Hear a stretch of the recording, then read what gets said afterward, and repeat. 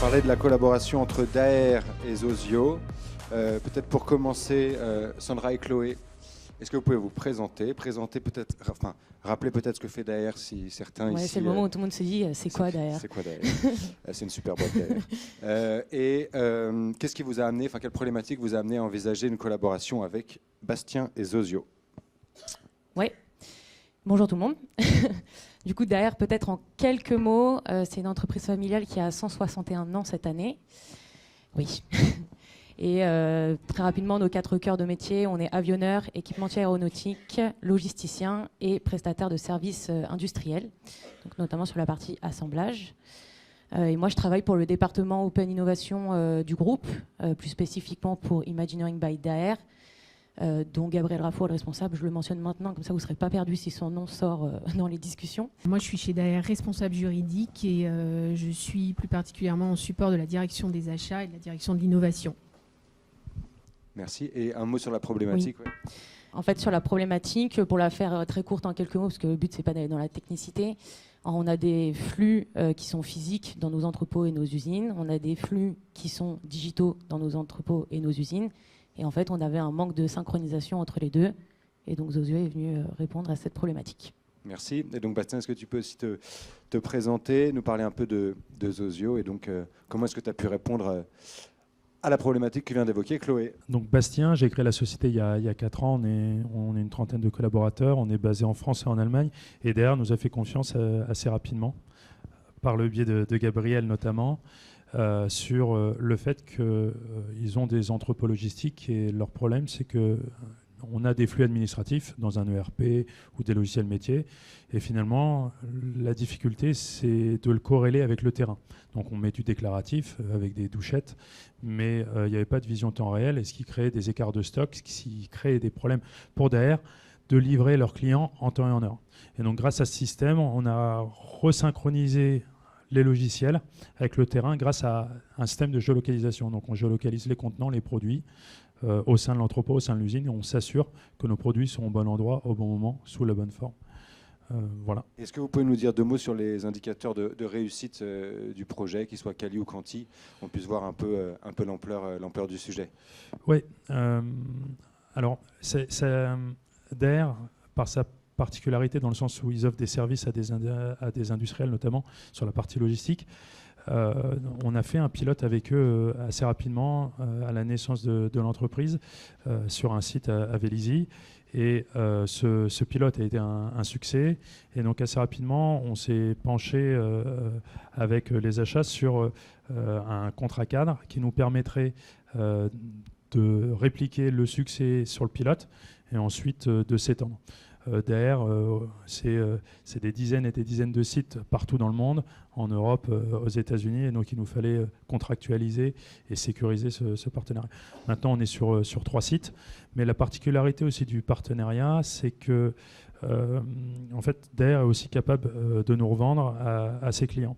Daher travaille avec Airbus Hélicoptère, avec Airbus, avec Dassault. Et donc nous, pour avoir accès à ce marché, c'était intéressant aussi que Daher puisse nous revendre. Donc ça a été la particularité, c'est qu'avec Daher qu'on a réussi à faire ça, et parce qu'on avait une organisation qui était capable de comprendre notre petite taille à ce moment-là, et aussi capable de comprendre notre volonté d'aller toucher des grands acteurs de l'industrie aéronautique. Oui, tout à fait. Déjà, en plus, nous, ça permettait de répondre à un irritant chez nous, clairement, qu'on avait avec notre client. Donc ça, c'était vraiment important. Si on parle vraiment KPI, avec cette traçabilité, justement, on est passé de trouver un trolley en 15 minutes à 2 minutes. Donc forcément, ça aide. Et ça nous a permis aussi de faire optimisation de flotte, justement, par rapport à ces trolley. Donc ça a permis d'en avoir moins. Donc tout ça, c'est aussi de l'argent de gagner, temps égale argent, comme toujours. Et en fait, pourquoi aussi on est venu, mais nous plutôt avec l'aspect juridique, je préfère le dire aussi maintenant, et c'est pour ça que je trouvais ça intéressant, c'est qu'en effet, il y a eu ce contrat cadre avec les achats, mais il y a également ce contrat de partenariat donc, que tu as évoqué, Bastien, qui est vraiment, du coup, nous, on peut les mettre dans nos réponses à appel d'offres auprès des clients, et à l'inverse, vous pouvez vendre l'expertise en logistique de Daher, donc ça, c'est hyper intéressant. C'est notamment le contrat sur lequel a travaillé Sandra. Et en fait, ce projet Et en tout cas, la collaboration qu'on a avec Zozio, c'est l'un des premiers où vraiment on s'est posé la question de se dire ok, est-ce qu'on ne peut pas réfléchir un peu autrement? Est-ce qu'on ne peut pas se dire est-ce qu'on peut pas juste faire les choses avant, en fait, tout simplement? Arrêter de faire d'abord un projet, ensuite valider, réfléchir pour reperdre du temps. Enfin voilà, du coup, ça a été un des premiers projets vraiment nous, côté Open Innovation, où on s'est dit, peut-être qu'il faudrait qu'on se dise qu'on fait tout avant, en fait, tout simplement. Et dans cette optique, alors le rôle du juridique avant et puis depuis la relation avec Zozio. Est-ce que vous pouvez nous en dire un mot, Sandra? Oui, alors comme le disait Chloé, effectivement, il y a eu un constat peut-être d'échec à un moment de consultation de la direction juridique pas suffisamment en amont. Donc c'est vrai qu'aujourd'hui, on est rentré dans une relation en fait, de partenariat un peu tripartite d'ailleurs, innovation, achat, juridique, où finalement le prisme juridique en fait est assez classique, c'est-à-dire qu'on intervient en amont, on essaye d'assurer en fait la sécurité juridique du projet, de lever les risques juridiques dès le début. Donc je crois que ça a été cité plusieurs fois tout à l'heure. Les achats en fait disaient il faut qu'on soit onboardé très tôt. C'est la même problématique côté juridique, c'est-à-dire que plus tôt en fait on sera embarqué dans le projet, plus tôt la réponse juridique sera adaptée et pertinente. Et Daher est une ETI. On voulait avec... Pardon, excuse-moi. Non, mais si je vous ai coupé, excuse-moi. Non, je t'écoute attentivement. Désolé si j'ai avancé un peu trop vite, pardon, mais je voulais arriver sur le point effectivement du fait que Daher était une ETI et qu'on voulait dans l'organisation de cette matinée mettre en avant des très grandes entreprises, mais aussi ces entreprises de taille intermédiaire. Parce qu'on en parle beaucoup, mais on ne sait pas toujours qui elles sont, où elles sont. On en a une ici. Et en quoi le fait d'être une ETI, à la fois côté inno, mais aussi côté juridique, apporte quelque chose de différent par rapport aux témoignages qu'on a pu entendre avant et peut potentiellement soit favoriser ces relations ou alors les rendre peut-être plus difficiles à d'autres égards, vous allez nous le dire. Et puis toi, Bastien, côté Zozio, comment est-ce que tu perçois une relation avec un client ETI? Mesdames, peut-être? Quelque chose de différent, je ne sais pas, mais en tout cas... dans une ETI, en l'occurrence Daher, donc nous on a une équipe juridique qui est plutôt étoffée. La chance, alors c'est pour ça que c'est pas forcément différent par rapport aux témoignages des grands groupes qu'on a pu avoir, c'est qu'en fait on a un juriste dédié en fait à l'innovation, au sujet innovation. Donc c'est vrai qu'on a une pertinence en fait dans l'approche que je trouve assez intéressante. Donc c'est plutôt en fait plus qu'un défaut, c'est plus un avantage en fait. Parfait. Du coup, je parle avec ma casquette chef de projet, mais je trouve qu'on a une direction juridique qui est très à l'écoute, qui est très agile, qui essaye vraiment de comprendre les partenariats qu'on essaye de mettre en place pour vraiment aller créer du business pour Daher. Donc ça, c'est hyper important. On n'est pas juste sur c'est bien, vous avez fait un projet, on passe en contrat cadre, on essaye de déployer, ce qui est une galère, je pense, pour beaucoup de directions innovation. Je pense que je ne me trompe pas en disant qu'on galère à industrialiser les projets qu'on fait. Parce que, notamment, je pense, en fait, c'est qu'on fait d'abord le projet et ensuite on réfléchit à comment on va le déployer. Alors qu'en fait, si on pense les choses en amont, et c'est ce qu'on essaie vraiment de faire, en créant justement des collaborations qui sont pertinentes, et ok, pas de problème pour faire un projet, pour justement se dire, c'est justement la porte de sortie si ça ne fonctionne pas. Mais en tout cas, au moins, on aura pensé les choses en globalité avec vraiment cet aspect business et comment derrière, on va générer pour la start-up et pour le groupe justement du gain, quoi. Et côté start-up, du coup on a la chance aussi d'avoir de nombreux grands groupes en tant que clients, aussi bien dans la cosmétique que l'aéronautique. Et la particularité qu'on a eue avec Daher, c'est cette capacité à aller vite et à prendre des décisions rapidement et prendre du risque aussi. Parce que ce qu'on remarque dans les grandes entreprises, c'est la non-volonté de prendre de risques finalement. Et ce qu'on a pu remarquer, notamment chez des grands industriels, c'est que... Les cite pas, hein. Non, le but c'est pas de les citer. Et c'est d'ailleurs pas vrai chez tous les industriels. C'est que des fois on va mettre des personnes à travailler pendant très longtemps sur... Et donc le coût va être beaucoup plus important de gestion que finalement le retour sur investissement qu'on va aller essayer d'aller calculer. Et donc on arrive à un non-sens. Et donc finalement, des fois c'est moins coûteux de prendre le risque, quitte à perdre de l'argent, que de prendre une année à discuter sur un projet. Et donc ça, c'est pour moi le sujet qui a été apprécié avec Daher, c'est qu'on a fait un pilote. Ça s'est très rapidement bien passé. Donc finalement, on a rapidement discuté aussi de comment scaler le projet. Pas que pour Zozio, mais aussi pour Daher, parce que l'objectif pour Daher, c'est de délivrer des prestations toujours mieux valorisées à ces industriels. Donc de ce point de vue-là, je pense qu'il y a deux sujets. Il y a l'organisation, il y a les personnes. On a eu la chance avec Gabriel, avec les équipes achats, juridiques, cyber aussi, d'avancer vite, et ils comprenaient. Parce que si peut-être qu'on n'était pas la première start-up et il pouvait y avoir des échecs auparavant. Et donc il y a eu un apprentissage qui a été fait. Et le deuxième, c'est l'organisation. C'est une ETI qui est encore assez décentralisée. Et donc il y a la transformation, et notamment ce qu'on appelle l'industrie 4.0, se fera sur le terrain.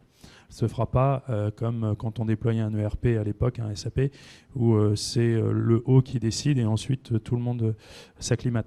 La transformation digitale dans l'industrie, ça va se faire sur le terrain et les cas d'usage sont sur le terrain. Donc si on ne laisse pas la place aux gens d'imaginer, de créer leur cas d'usage, de toute façon, le logiciel ou le système qu'on va essayer de déployer ne sera pas utilisé. Donc ça, c'est, je pense, la force de Daher, c'est d'avoir une structure qui donne des process, une organisation, mais aussi et surtout de laisser les usages sur le terrain et de permettre aux gens d'insuffler leurs propres idées. Et ça s'est super bien passé de cette manière. Et c'est en comparatif avec des grands industriels. Et là, c'est plus pour parler des industriels. On a vu des industriels, notamment sur les équipes IT, qui étaient encore très décentralisés, qui ont voulu beaucoup harmoniser. Et au final, ce qu'on remarque, parce que en fait, si on regarde en top-down, ça marche, on va être plus efficace, ça va nous coûter moins cher de centraliser, ça va être mieux harmonisé. En réalité, ce que ça fait, c'est que ça crée des silos, pas entre les sites industriels, mais ça crée finalement des couches. Et donc la transformation ne se fait plus sur le terrain, parce qu'il y a une liste d'attente de 1 ou 2 ans avant que l'équipe IT ou l'équipe achat en centrale veuille prendre en compte le sujet. Donc tout ça pour dire c'est que je pense qu'il y a un sujet d'organisation, mais aussi un sujet de personnes. On a eu beaucoup de chance avec les personnes qu'on avait, qui étaient moteurs, qui voulaient avancer, qui voulaient transformer l'entreprise. Et je pense que ça passe aussi par le CEO de Daher qui a cette volonté, qui investit dans ces sujets-là. Donc plutôt positif de collaborer avec une ETI. Et question qu'on ne s'est jamais posée, c'est toi qui as été les chercher ou est-ce que c'est vous qui avez trouvé la solution? Parce que comme on dit, c'est pas facile. Je ne m'appelle pas Gabriel Raffon, malheureusement, donc je vais laisser Sébastien. Alors, c'est Vivatech. Je crée la société, j'étais tout seul. Et c'est à Vivatech, Gabriel Raffon, qui est venu et qui a dit... je ne connaissais même pas le cas d'usage, j'avais une technologie et il m'a dit écoute Bastien, ta technologie, je la vois dans tel usage. Et je n'aurais jamais été dans ce type d'entrepôt site industriel pour transformer. Donc c'est une superbe histoire. Ouais. Sacré Gabriel. Pour ceux qui connaissent. Sandra et Chloé, puis après Bastien, est-ce que vous avez soit des tips à nous partager, peut-être Sandra pour ces sujets juridiques, des tips pour que le maximum de collaboration se passe bien, et puis peut-être une envie ou un besoin que vous avez envie de partager, de quelque chose qui ne serait pas encore tout à fait là aujourd'hui, mais qui pourrait favoriser ces relations dans l'avenir. En termes de tips, moi je dirais que c'est vraiment une contribution en fait, des trois métiers, c'est-à-dire innovation, juridique, achat. Alors je vais parler pour ce que je connais, c'est-à-dire au niveau juridique. Je crois que en fait la clé, moi un peu avec un retour d'expérience sur différents projets, c'est vraiment de sortir de notre carcan juridique, de notre rigidité en fait, et de faire preuve de souplesse et d'agilité. Et pour accompagner en fait des projets innovants, il faut aussi faire preuve d'innovation au niveau juridique. Je crois que c'est vraiment la clé, en tout cas, sous l'angle juridique. Alors oui, je suis d'accord pour le triptyque, parce que les achats sont aussi importants chez nous. Alexandre n'est pas là, mais il travaille étroitement sur les projets d'innovation avec Sandra et moi. Je suis d'accord sur le fait que les personnes avec qui on travaille, c'est hyper important. Donc entourez-vous bien, sélectionnez bien les personnes avec qui vous travaillez. Je sais que c'est pas simple parce que vous ne choisissez pas, bien évidemment, dans les autres directions qui on vous met forcément, mais ça c'est la clé. Et vraiment l'anticipation, c'est ce que je dis depuis le début, mais ça permet de dérisquer, prévoir les budgets en avance, parce que parfois les projets en fait en innovation, on a beau suivre les feuilles de route métier, etc. Souvent aussi on y va à l'opportunisme. Le but c'est aussi d'aller secouer un peu justement les divisions. Donc il y a un projet qui peut arriver en juillet. Ah bon bah dommage, les budgets sont votés en juillet. Bon bah le but c'est aussi d'anticiper un peu tout ça. Et plus tôt vous ferez le travail, même si c'est un peu chiant au moment du cadrage, ça va rajouter un peu de temps. Bon bah sachez que derrière vous allez gagner un maximum en fait. Donc vraiment anticiper. Pour ma part, aux startups, je dirais qu'une leçon qu'on fait tous les jours quand on essaie de vendre à des grands groupes ou des ETI, c'est de multiplier les interlocuteurs. Et ça veut dire aussi pas aller voir que le métier, parce que le métier, tant qu'ils ne paient pas, ils sont toujours convaincus. Et ensuite, il y a des questions qui ne vont pas se poser parce que ce n'est pas leur champ de compétences ni de responsabilité. Donc, c'est de multiplier les interlocuteurs. Après, sur les groupes, je pense qu'il faut toujours créer cette envie de prendre du risque. Et donc, ça passe par les personnes, mais aussi par l'organisation. Et ça veut dire que tout le monde, et d'ailleurs les dirigeants, doivent montrer qu'ils ont confiance envers les personnes, qu'ils ont le droit de prendre des risques. C'est toujours ce qu'on dans les startups, une règle qu'on dit toujours, c'est il faut tester, échouer, etc. C'est ce qu'on perd au fur et à mesure quand les groupes grandissent, grossissent, et c'est ce qu'il faut réussir à garder. C'est facile à dire parce que je suis une startup. Je pense que tout le monde le sait, mais c'est bien de se le répéter. Merci. Une petite idée qu'on a entendue ici il y a un mois, elle n'est pas de moi, elle est de Julien Villeray d'EDF, donc le Chief Innovation Officer, et je l'adresse à Nathalie du Conseil national des achats. Julien disait l'autre jour, dans une séquence un peu similaire, est-ce qu'on ne pourrait pas imaginer que dès lors qu'une start-up a contractualisé avec un grand groupe du CAC ou du SBF, elle soit labellisée achat innovant ou que sais-je, et qu'elle puisse contractualiser avec d'autres grands groupes équivalents sans avoir à passer tous les process qu'on a pu évoquer ce matin. C'est une idée de lui. Bravo Julien. Mais voilà, il pourrait y avoir peut-être un intérêt à réfléchir à la question. Ça pourrait aider beaucoup de startups et beaucoup de grandes entreprises, qu'elles soient ETI ou grands groupes. Merci beaucoup à tous les trois. C'était super de vous avoir. Et je laisse la parole à la grande Alexandra pour le mot de la fin. Alors, pas la grande par la taille, hein, vous avez remarqué. Ça marche pas, c'est loupé. Donc on a, pour ceux qui le savent, des one-to-one qui sont organisés avec 4 grands groupes, enfin avec les 3 groupes qui sont passés plus Accor Hôtel. Venez nous voir chacun pour qu'on vous répartisse dans les salles. Et pour les autres, il y a Petit Café, Networking, profitez-en. Il y a du groupe, il y a du grand groupe de la start-up, donc c'est maintenant ou jamais. Vous avez des petits badges, donc good luck. Et merci à tous d'être venus. Et puis merci à vous deux et aux équipes pour l'orgasme, c'est un bonheur.